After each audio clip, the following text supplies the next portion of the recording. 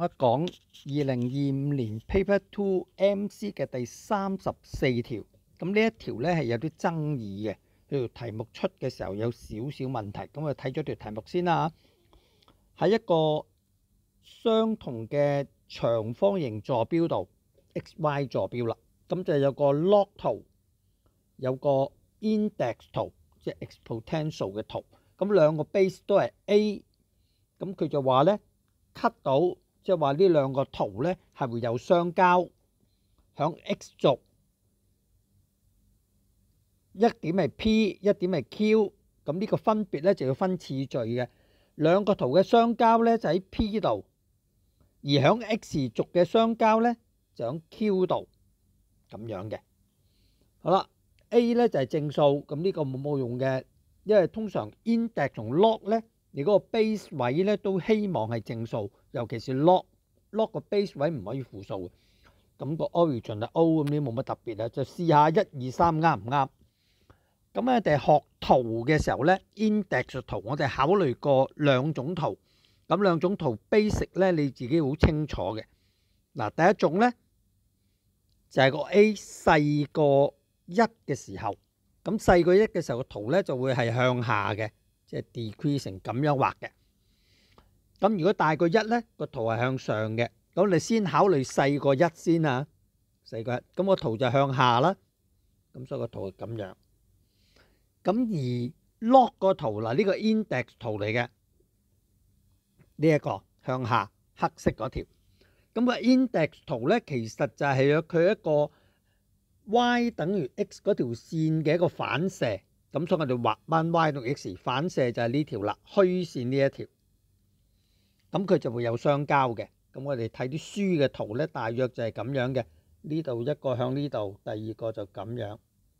咁中間就一條 y 同 x 嘅線咁樣。咁我哋大約畫一畫個圖，咁我哋就可以理解到條題目想你做啲乜嘢。好啦，而家畫完咁樣啦，咁啊邊啲點咧就清楚啲啦。咁而家咁樣咧 ，A 係細過1啦，喺0同1之間，咁所以1係啱啦。1咧就係考慮 A 係咪細過1，1啱啦。咁2咧就 OQ 啦，Q 係咩咧 ？Q 咧就係X 軸嘅一點，即係呢一點嚟嘅。咁呢一點好易嘅啫。咁個 Y 係0啦 ，Y 係0咧，呢一幅圖如果 Y 係0，咁個 X 就係1啦。咁就10。咁所以10個 OQ 咧 ，OQ 呢個位就係個長度，咁就等於1，1係大過 A，咁所以2又啱啦。咁較難睇嘅咧就係第3嗰個 point 啦，3其實睇嗰隻角，嗰隻角係做啲咩咧？POQ 呢一隻角，咁呢隻角喺呢度，咁啊用啲咩方法咧？就用個 slope 去做啦。Y 等於 X 嗰條線嘅 slope 係1嚟嘅，因為呢條咧就係啱啱好45度嗰條嚟。咁根據我哋嘅 slope 嗰條公式咧 ，slope 有兩條公式嘅，一條係 Y2 減 Y1 除 X2 減 X1。一條咧就係 tangent theta， 咁呢一條 inclination 呢隻角嘅公式咧就少用啲，所以有啲同學就記唔到。咁所以呢個係45度，咁所以3都啱啦。所以理論上咧，如果呢一個 case 咧就1、2、3都啱，答案係揀 D。咁但係咧，我哋考慮下其他個 case， 我哋睇下如果個 case 大過1會點樣咧？嗱，如果A 係大過1，咁正常我哋喺書度見到個圖咧就係咁樣嘅，喺呢邊左邊呢個 case，index 圖係呢幅